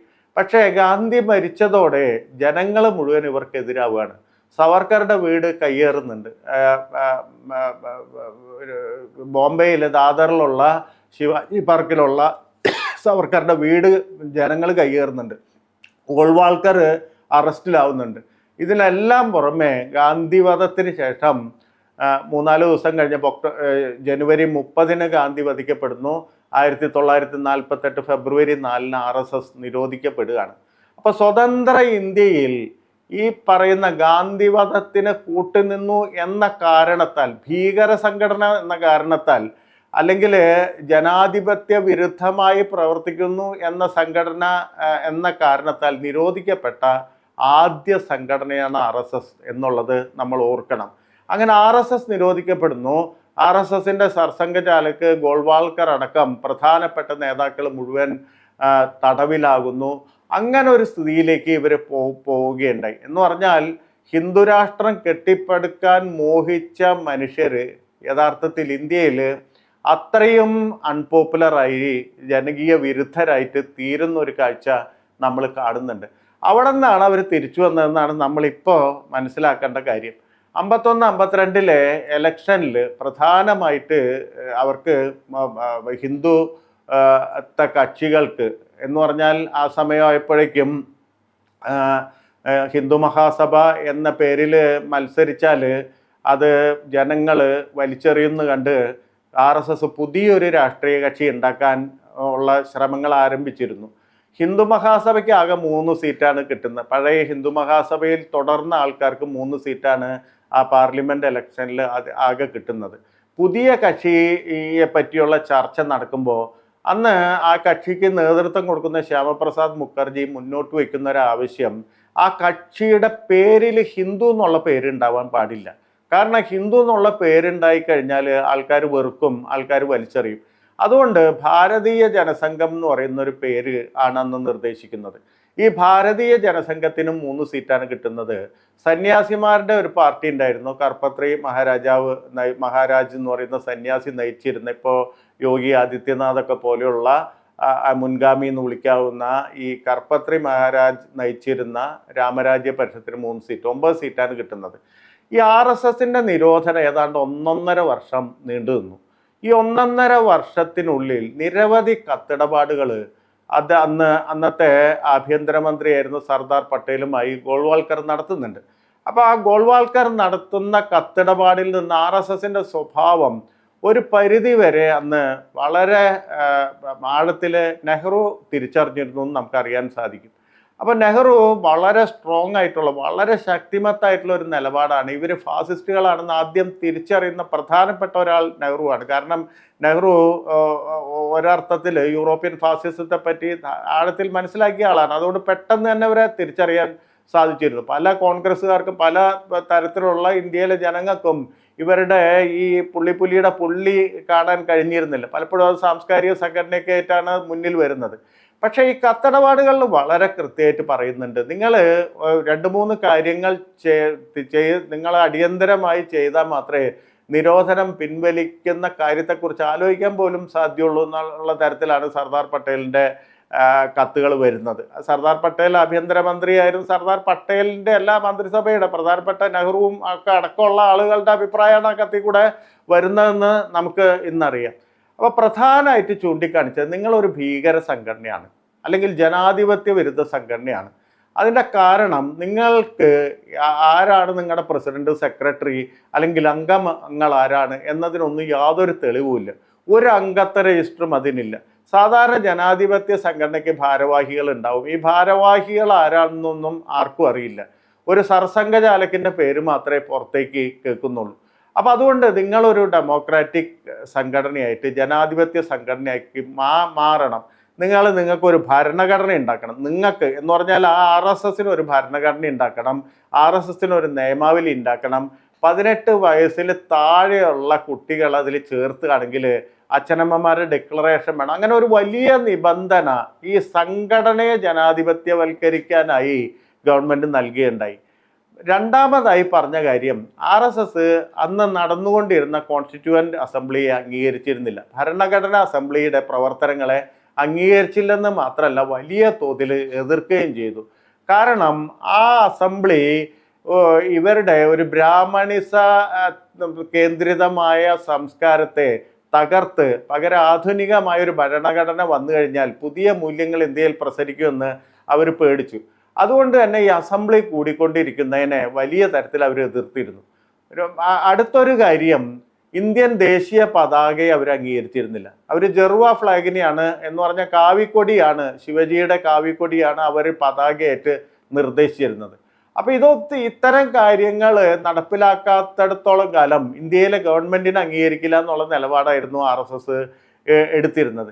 ഇതിലൊക്കെ വെള്ളം ചേർക്കാൻ ഈ നിരോധനം കൊണ്ട് അവർ നിർബന്ധിതരായി. അവർ തത്വത്തിലെങ്കിലും കോൺസ്റ്റിറ്റ്യൂവൻ്റ് അസംബ്ലിയെ അംഗീകരിക്കുന്നു എന്ന് എഴുതി കൊടുക്കേണ്ടി വന്നു. രണ്ടാമത് ഈ ദേശീയ പതാകയെ, ത്രിവർണ്ണ പതാകയെ ഞങ്ങൾ അംഗീകരിക്കുന്നു എന്ന് എഴുതി കൊടുക്കേണ്ടി വന്നു. മൂന്നാമതായി അന്ന് ബാലാസാഹിബ് ദേവരസ്, പിൽക്കാലത്ത് അവരുടെ സർസംഘചാലകായ ബാലാസാഹിബ് ദേവരസിനെ ചെയർമാനാക്കി ഒരു കമ്മിറ്റി കൊണ്ട് അവർക്കൊരു ഭരണഘടന ഉണ്ടാക്കി RSSനെ സംബന്ധിച്ച അതൊക്കെ സമർപ്പിച്ചിട്ട് 1.5 വർഷം നീണ്ടു നിന്ന ഒരു പ്രോസസ്സിൽ കൂടിയാണ് ഈ RSSന്റെ നിരോധനം പിൻവലിക്കുന്നത്. ഈ പിൻവലിക്കുമ്പോൾ തന്നെ ആ പിൻവലിക്കുന്ന ഉത്തരവ് തന്നെ ഇപ്പം നോക്കിക്കഴിഞ്ഞാൽ ഇത് താൽക്കാലികമായ പിൻവലിക്കലാണ്. ഇതൊക്കെ ലംഘിക്കെങ്കിൽ നിങ്ങൾ എഴുതി തന്നിട്ടുള്ള കാര്യങ്ങളിൽ നിങ്ങളുടെ ഭാഗത്തു നിന്ന് എന്തെങ്കിലും ലംഘനം ഉണ്ടാവുകയാണെങ്കിൽ അത് മുൻനിർത്തിയിട്ട് വീണ്ടും നിരോധിക്കാനുള്ള ഒരു ക്ലോസ് കൂടി യഥാർത്ഥത്തിൽ ആ പറയുന്ന നിരോധന ഉത്തരവ് പിൻവലിച്ചുകൊണ്ടുള്ള ഉത്തരവിൽ നമുക്ക് കാണാൻ സാധിക്കും. അപ്പം അങ്ങനെയാണ് RSSന് പ്രവർത്തന അനുമതി കിട്ടുന്നത്. പക്ഷേ RSS നിരോധിക്കപ്പെട്ടു എന്നതുകൊണ്ട് ഈ ഹിന്ദു രാഷ്ട്ര അല്ലെങ്കിൽ ഹിന്ദു വംശീയവാദികൾ ഹിന്ദുത്വവാദികൾ അവരുടെ പ്രവർത്തനം നിർത്തിയെന്ന് അർത്ഥമില്ല. അവർ ആ സമയത്താണ്, അവരിൽ പലരും ചെറുപ്പക്കാരായിരുന്നു, ആ സമയത്താണ് ABVP ഉണ്ടാകുന്നത്. പലരും വിചാരിക്കുന്നത് സംഘപരിവാര സംഘടനകളിൽ പിൽക്കാലത്തുണ്ടായ ഒരു സംഘടനയാണ് അതെന്നാണ്. അങ്ങനെയല്ല. RSS നിരോധിക്കപ്പെട്ടപ്പോൾ ബദലായിട്ട് പ്രവർത്തിക്കാൻ വേണ്ടിയിട്ടാണ് ഈ അഖിൽ ഭാരതീയ വിദ്യാർത്ഥി പരിഷത്ത് എന്ന് പറയുന്ന ABVP ബൽരാജ് മധോക്കും കൂട്ടരും കൂടി രൂപീകരിക്കുന്നത്. അപ്പോൾ സമാനമായും സമാന്തരമായും നിരവധി സംഘടനകൾ ഉപയോഗിച്ചിട്ട് പ്രവർത്തിക്കാനുള്ളൊരു മെക്കാനിസം അവർ അക്കാലത്ത് തന്നെ പഠിക്കുന്നുണ്ട്. ഈ RSSന്റെ മുന്നിലുണ്ടായിരുന്ന പ്രധാനപ്പെട്ട പ്രശ്നം എന്താണെന്ന് വെച്ചാൽ ഈ ഗാന്ധിവാദത്തിന് ശേഷം വലിയ അൺപോപ്പുലറായ, പിന്നീട് നിരോധനത്തിന് ശേഷമൊക്കെ തന്നെ വലിയ തരത്തിൽ ജനങ്ങൾ കൈയൊഴിഞ്ഞ ഒരു സ്ഥലത്ത് നിന്ന് തിരിച്ചു വരിക എന്നുള്ളതായിരുന്നു. ഈ തിരിച്ചു വരുന്നതിനാണ് അവർ ഭാരതീയ ജനസംഘം എന്ന് പറയുന്ന ഈ ഹിന്ദു മഹാസഭയോ അല്ലെങ്കിൽ ഹിന്ദുത്വ വാദത്തിൻ്റെ അതിൻ്റെ ഒരംശം പോലും പേരിലില്ലാത്ത ദേശീയത എന്ന് പറയുന്ന ഒരാശയത്തെ മുൻനിർത്തിയ, ഭാരതീയത എന്ന് പറയുന്ന ഒരാശയത്തെ മുൻനിർത്തിയിട്ട് ഭാരതീയ ജനസംഘ് രൂപീകരിക്കുന്നത് അപ്പോഴാണ്. ഈ ഭാരതീയ ജനസംഘിൻ്റെ പ്രധാനപ്പെട്ട പ്രവർത്തകനായി ദീൻദയാൽ ഉപാധ്യായയെ RSSന്റെ ഉള്ളിൽ നിന്നാണ് കൊണ്ടുവരുന്നത്. എന്ന് പറഞ്ഞാൽ RSS അതുവരെ എടുത്തിരുന്ന ഒരു നിലപാട് നേരിട്ട് രാഷ്ട്രീയത്തിൽ ഇടപെടില്ല, മറിച്ച് ഒരു സംസ്കാരത്തെ മാറ്റി മറിച്ചുകൊണ്ട് ഹിന്ദുത്വ രാഷ്ട്രത്തിന് അനുകൂലമായ ഒരു പരിസരം സൃഷ്ടിക്കലാണ് അവരുടെ കടമയായിട്ട് അവർ സ്വയം വിചാരിച്ചിരുന്നത്. ഇത് വെടിഞ്ഞിട്ടാണ് ഈ പറയുന്ന പശ്ചാത്തലത്തിൽ ദീൻദയാൽ ഉപാധ്യായ നേരിട്ട് ജനസംഘത്തിൽ പ്രവർത്തിക്കാൻ RSSനുള്ളിൽ നിന്ന് ദീൻദയാൽ ഉപാധ്യായ എത്തുന്നത്. മാത്രമല്ല, ഹിന്ദുത്വ എന്ന് പറയുന്ന ടെക്സ്റ്റ്, അതിനുശേഷം വന്നിട്ടുള്ള വി ഓർ അവർ നേഷൻ, ഗോൾവാൾക്കറുടെ we or our nationhood defined, അല്ലെങ്കിൽ ബഞ്ച് ഓഫ് തോട്ട്സ്, ഈ വക പുസ്തകങ്ങളെ പതുക്കെ പിന്നിലേക്ക് മാറ്റിവെച്ച്, അണിയറയിലേക്ക് മാറ്റിവെച്ച് മുന്നിൽ പ്രദർശിക്കാനായിട്ട് അവരൊരു മൃദുവായിട്ടുള്ള പ്രത്യയശാസ്ത്രം ഉണ്ടാക്കുന്നുണ്ട്. അതാണ് ഈ ഏകാത്മക മാനവവാദം എന്ന് പറയുന്ന ദീൻദയാൽ ഉപാധ്യായയുടെ തത്വശാസ്ത്രം എന്ന് പറയുന്നത്. അത് പ്രത്യക്ഷമായി ഈ ഹിന്ദുത്വയിൽ പറയുന്ന പോലെ മുസ്ലിം വിരുദ്ധമോ അല്ലെങ്കിൽ ലിബറൽ ഡെമോക്രാറ്റുകൾക്കെതിരോ കമ്മ്യൂണിസ്റ്റുകാർക്കെതിരോ തങ്ങൾ ക്രിസ്ത്യാനികൾക്കെതിരോ ഒന്നുമായിട്ടുള്ള അത്തരത്തിലുള്ള ഒരു ഉദീർണങ്ങളും ഈ ഏകാത്മകത മാനവവാദത്തിൽ ഉണ്ടായിരുന്നില്ല.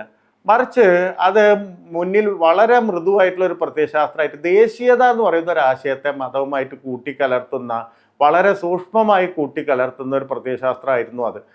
അവിടെയാണ് ഈ ഭാരതമാതാവൊക്കെ വരുന്നത്. ഒരു ദേശവും ഈ കല്ലും മണ്ണും മാത്രമല്ല, അതിനൊരാത്മാവുണ്ട്, അതിനൊരു ചൈതന്യമുണ്ട് എന്ന അർത്ഥത്തിൽ ആ സമയത്താണ് കൊണ്ടുവരുന്നത്. എന്ന് പറഞ്ഞാൽ ഈ RSSന്റെ ഭാരതമാതാവിന് ഇപ്പം വിവാദം ഉണ്ടായപ്പോൾ ഞാൻ ഏതോ സ്ഥലത്ത് ഉണ്ടായ പോലെ ഈ RSSന്റെ ഭാരതമാതാ സങ്കല്പത്തിന് സ്വാതന്ത്ര്യ സമരത്തിനുള്ളിൽ ഉരുത്തിരിഞ്ഞു വന്ന ഭാരതമാതാ സങ്കല്പം യാതൊരു ബന്ധവുമില്ല. മറിച്ച് ഈ ബ്രാഹ്മണിസത്തെ മൂടിവെക്കാൻ, ന്യൂനപക്ഷ വിരുദ്ധതയെ മൂടിവെക്കാൻ ഒരു പ്രത്യേക സന്ദർഭത്തിൽ അവർക്ക് വീണ്ടും ഇന്ത്യയിലെ രാഷ്ട്രീയ രംഗത്തേക്കും സാംസ്കാരിക രംഗത്തേക്കും കടന്നു വരാൻ വേണ്ടി അവരുപയോഗിച്ചൊരു ബിംബം മാത്രമാണ് ഈ ദീനദയാൽ ഉപാധ്യായ കൊണ്ടുവന്ന ഒരു ബിംബം മാത്രമാണ് ഈ ഭാരതമാതാ എന്ന് പറയുന്ന സങ്കല്പം. അങ്ങനെ മാതാവിൻ്റെ ശരീരമായി ദേശത്തെ കാണുക എന്ന് പറയുന്ന ഒരു സങ്കല്പമൊക്കെ ആ സമയത്ത് ആണ് ഉണ്ടാവുന്നത്. അപ്പം നമ്മൾ നോക്കുകയാണെങ്കിൽ ആ സമയത്ത് ഈ ഹിന്ദു വംശീയവാദികൾ വളരെ മൃദുവായി അവരുടെ ഈ ബലിഷ്ഠമായിട്ടുള്ള ആണത്ത സ്വരൂപം എന്ന് പറയുന്നത് തൽക്കാലം കർട്ടന് പിന്നിൽ മറച്ചു വെച്ചിട്ട് വളരെ മൃദുവായി പ്രവർത്തിക്കുന്ന ഒരു സംഘടനയായിട്ട് അവർക്ക് തിരിച്ചു വരാൻ വേണ്ടിയിട്ട് അവർ ഒരു വേഷ പ്രച്ഛന്നത നടത്തുന്നുണ്ട്. പക്ഷെ അതേ സമയം തന്നെ തിരിച്ചു വരാൻ വേണ്ടി അയോധ്യ എന്ന് പറയുന്ന ഒരു ഒരു ഒരു ക്ഷേത്രത്തെ മുൻനിർത്തിയുള്ള ഒരു വലിയ ഓപ്പറേഷൻ ആസൂത്രണം ചെയ്യുന്നതും ആ സമയത്താണ്. 1949 ഡിസംബറിലാണ് അഭിറാം ദാസ് എന്ന് പറയുന്ന പൂജാരിയെ ഉപയോഗിച്ച് ഒരു രാമവിഗ്രഹം അയോധ്യക്കുള്ളിൽ ഈ ബാബറി മസ്ജിദിനുള്ളിൽ അതിൽ രാം ചബൂത്തർ എന്ന് വിളിക്കുന്ന സ്ഥലത്ത് ഈ വിഗ്രഹം കൊണ്ടുവയ്ക്കുന്നത്. അന്നത്തെ ഫൈസാബാദ് മജിസ്ട്രേറ്റ് ആയിരുന്ന മലയാളിയായ KK നായർ വഹിച്ച പങ്കും വളരെ പ്രധാനപ്പെട്ടാണ്. ഇപ്പം ഈയിടെ അയോധ്യയിൽ പുതിയ രാമക്ഷേത്രം പണിതപ്പോൾ അവർ ക്ഷണിച്ചു കൊണ്ടുപോയ ഒരാൾ കേരളത്തിൽ നിന്ന് ഈ KK നായരുടെ പിൻഗാമിയായിരുന്ന ഒരാളെയാണെന്ന് നമുക്കറിയാം. KK നായർ പിന്നീട് ജനസംഘത്തിൻ്റെ MP ആവുന്നുണ്ട്. അദ്ദേഹത്തിൻ്റെ ഭാര്യ 2 പ്രാവശ്യം ജനസംഘത്തിൻ്റെ MP ആവുന്നുണ്ട്. ഫൈസാബാദിൽ ഒരുപാട് സ്വത്തുക്കൾ KK നായർക്ക് ലഭിക്കുന്നുണ്ട്. ആ ചരിത്രമൊക്കെ നമുക്കറിയാം. അത് പിന്നീട് വലിയ തരത്തിൽ ബാബറി മസ്ജിദിൻ്റെ തകർച്ചയിൽ എത്തിക്കുന്ന ഒരു ചരിത്രം ഒരു വശത്തു കൂടെ പോകുന്നുണ്ട്. രണ്ടാമതായി ഈ ഇത്തരത്തിലുള്ള മതപ്രശ്നങ്ങളിൽ ഇടപെട്ട് അല്ലെങ്കിൽ അതിനെ പതുക്കെ വളർത്തിയെടുത്ത് 2002 എത്തുമ്പോൾ ഈ ബീഹാറിലെ 1946 ബീഹാറിൽ നടന്ന വംശഹത്യ ഗുജറാത്തിൽ ആവർത്തിക്കുന്നുണ്ട്.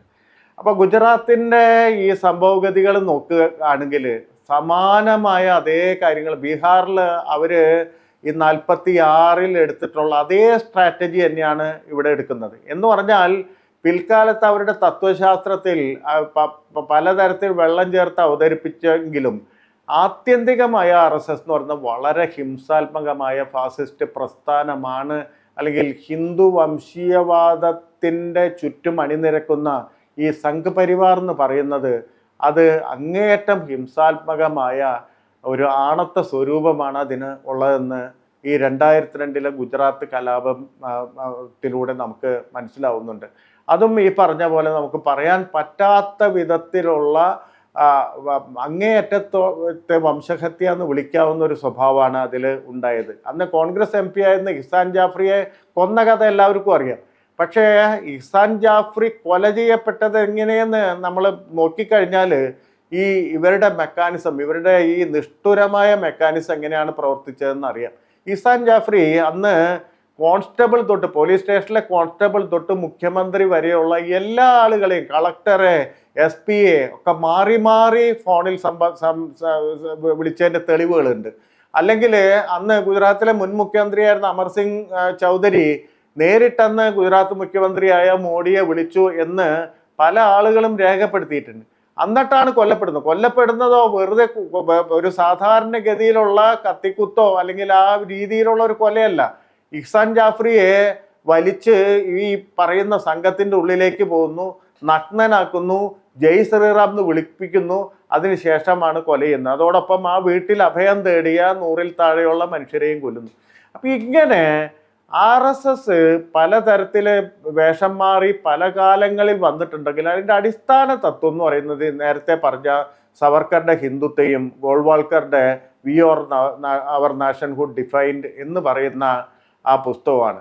അപ്പം അതുകൊണ്ട് ആ പുസ്തകത്തിലെ തത്വപ്രകാരം ഡെമോക്രാറ്റുകളെയോ ജനാധിപത്യ വിശ്വാസികളെയോ ബഹുസ്വരതയിൽ വിശ്വസിക്കുന്ന മനുഷ്യരെയോ ഒക്കെ അങ്ങേയറ്റത്തെ ശത്രുക്കളായിട്ടാണ് അവർ കാണുന്നത്. മാത്രമല്ല ഹിറ്റ്ലറുടെയോ മുസോളിനിയുടെയോ ഫാസിസമോ നാസിസമോ ഒക്കെ ഇവിടുത്തെ ഇന്ത്യൻ മണ്ണിൽ കുഴച്ചെടുത്ത ഒരു ബ്രാഹ്മണിസത്തിൻ്റെ ഉള്ളിലൂടെ സാംശീകരിച്ചിട്ടുള്ള ഒരു ഇല്ലാത്ത വംശീയത. ഇപ്പോൾ ഹിന്ദുക്കൾക്ക് ഒരു വംശം എന്ന് വിളിക്കാൻ പറ്റില്ല. ഇന്ത്യയിൽ ഒരാളെയും ഒരു കൂട്ടത്തിനെയും ഇന്ത്യയിൽ വംശീയം എന്ന് വിളിക്കാൻ പറ്റില്ല. കാരണം ഇന്ത്യയിലെ എല്ലാ മനുഷ്യരും കലർപ്പുള്ള മനുഷ്യരാണ്. അപ്പോൾ ഒരു വംശീയ രാഷ്ട്രീയം ഇന്ത്യയിൽ യഥാർത്ഥത്തിൽ ഭൗതികമായിട്ട് നോക്കുകയാണെങ്കിൽ നടത്താൻ പറ്റില്ല. പക്ഷേ ഒരു മതത്തിൻ്റെ ചട്ടക്കൂട്ടിൽ അതിനെ അങ്ങേയറ്റം കനപ്പെടുത്തി അതിനെ ഫാസിസവൽക്കരിച്ചിട്ട് ഒരു ഇല്ലാത്ത വംശീയത രൂപം കൊടുക്കുകയും അത് മുന്നോട്ട് കൊണ്ടുപോവുകയാണ് ഈ പറയുന്ന ഈ ഹിന്ദുത്വ രാഷ്ട്രീയം ചെയ്തുകൊണ്ടിരിക്കുന്നത്. അതിൻ്റെ ഏറ്റവും ബാക്ക് ബോണായി നട്ടെല്ലായിട്ട് പ്രവർത്തിക്കുന്ന ഒരു സംഘമാണ് RSS എന്ന് പറയുന്നത്. അപ്പോൾ RSS ഭീകര സംഘമാണെന്ന് പലവട്ടം ഇന്ത്യയിൽ തെളിയിച്ചിട്ടുണ്ട്. ഇന്ത്യൻ ഗവൺമെന്റിന്റെ തന്നെ രേഖകൾ നോക്കുകയാണ്. ഇപ്പൊ ഗാന്ധിവാദത്തെ പറ്റിയുള്ള ഗൂഢാലോചന അന്വേഷിച്ച കപൂർ കമ്മീഷൻ റിപ്പോർട്ട് വായിച്ചു നോക്കുകയാണെങ്കിൽ അതിൽ RSS എങ്ങനെയാണ് പ്രവർത്തിച്ചതെന്നും വളരെ വിശദമായിട്ട് പറയുന്നുണ്ട്. എങ്ങനെയാണത് ഒരു ജനാധിപത്യ വിരുദ്ധമായി വർഗീയത പരത്താൻ അല്ലെങ്കിൽ അതിലൂടെ ഒരു ഹിന്ദു രാഷ്ട്ര സംസ്ഥാപനത്തിനുള്ള കളമൊരുക്കാൻ എങ്ങനെ പ്രവർത്തിച്ചു എന്ന് പലവട്ടം പറയുന്നുണ്ട്. ഇങ്ങനെ ഗവൺമെന്റിന്റെ കയ്യിലുള്ള റിപ്പോർട്ടുകൾ അടക്കം പരിശോധിക്കുകയാണെങ്കിൽ ഈ പറയുന്ന പ്രസ്ഥാനത്തിന്റെ ഒരു ട്രൂ കളർ എന്ന് പറയുന്ന ശരിയായ നിറം എന്ന് പറയുന്നത് തെളിഞ്ഞു കിട്ടും. പക്ഷേ ഇന്നും ഇന്ത്യയിലെ ജനസാമാന്യത്തിന് അതിനെപ്പറ്റി യാതൊരു തരത്തിലുള്ള ഒരു അറിവും ഇല്ല എന്ന് നമുക്ക് പറയാം. ഇപ്പോൾ ഇന്ത്യയിൽ വ്യത്യസ്ത രാഷ്ട്രീയ പാർട്ടികൾ RSSുമായിട്ടുള്ള ബന്ധത്തെപ്പറ്റി ഇങ്ങനെ പലതരം വിവാദങ്ങൾ നടന്നുകൊണ്ടിരിക്കുന്ന കാലമാണ്. ഇന്ത്യയിലെ എല്ലാ രാഷ്ട്രീയ പാർട്ടികളും ഇന്ന് പ്ലേ ഗ്രൗണ്ടിലുള്ള എല്ലാ രാഷ്ട്രീയ പാർട്ടികളും ഒരു കാലത്ത് അല്ലെങ്കിൽ മറ്റൊരു കാലത്ത് RSSുമായിട്ട് സഹകരിച്ചിട്ടുണ്ടെന്ന് ചരിത്രം നോക്കിയാലും നമുക്ക് മനസ്സിലാവും. അതാണ് അവരുടെ വിജയം എന്ന് പറയുന്നത്. ഇപ്പൊ ഇന്ദിരാഗാന്ധി അടിയന്തരാവസ്ഥ പ്രഖ്യാപിക്കുന്നു. അടിയന്തരാവസ്ഥ പോലെയുള്ള ഒരു ഫാസിസ്റ്റ് നടപടി, ഒരു വിഡ്ഢിത്തം എന്ന് വേണമെങ്കിൽ ഇന്ത്യയുടെയും കോൺഗ്രസിന്റെയും ഇന്ത്യയുടെയും ചരിത്രത്തിലെ ഒരു വിഡ്ഢിത്തം നിറഞ്ഞ മുഹൂർത്തം എന്ന് പറയാവുന്ന ഈ അടിയന്തരാവസ്ഥ പ്രഖ്യാപനമാകട്ടെ ഇവർക്ക് കടന്നു വരാനുള്ള വലിയ വഴിയൊരുക്കി. അപ്പോൾ ആ സമയത്ത് ഈ സ്വാതന്ത്ര്യത്തിന്റെ സമയത്ത് ഇവർക്ക് ഏറ്റവും എതിരിന്നിരുന്ന ജയപ്രകാശ് നാരായണനാണ് ഇവരെ ഈ ജനതാ പാർട്ടി എന്ന് പറയുന്ന ഇതിനുള്ളിലേക്ക് കൊണ്ടുവരുന്നത്. അങ്ങനെ ഓരോ സന്ദർഭം പരിശോധിക്കുകയാണെങ്കിലും അവരുടെ പ്രത്യയശാസ്ത്രത്തിൽ നിന്ന് ഒരിക്കലും വ്യതിചലിച്ചിട്ടില്ല. അവരുടെ പ്രത്യയശാസ്ത്രത്തിൽ നിന്ന് അന്നും ഇന്നും അതിനെ മറച്ചു വെച്ചിട്ടുണ്ടാവും, അതിനെ ചില സന്ദർഭങ്ങളിൽ പ്രദർശിപ്പിക്കാതെ വെച്ചിട്ടുണ്ടാവും.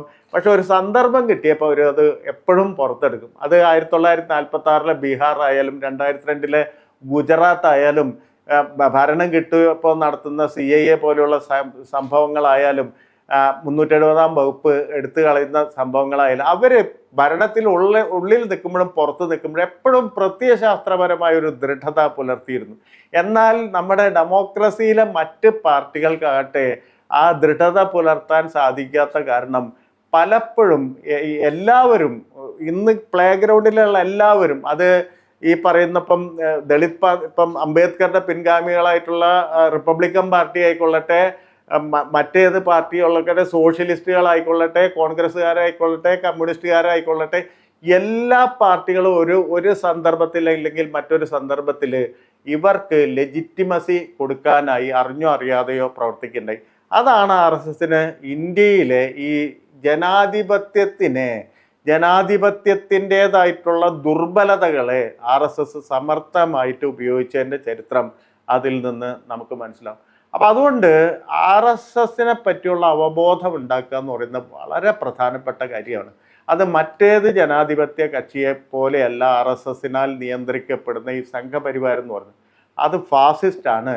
അത് ഫാസിസ്റ്റാണെന്ന് മാത്രമല്ല, അത് നവബ്രാഹ്മണിസാണ്. ഈ നവബ്രാഹ്മണിസം എന്ന് പറഞ്ഞാൽ യാഥാസ്ഥിതിക ബ്രാഹ്മണിസത്തെ അപേക്ഷിച്ച് എത്രയോ ഹിംസാത്മകമാണ്.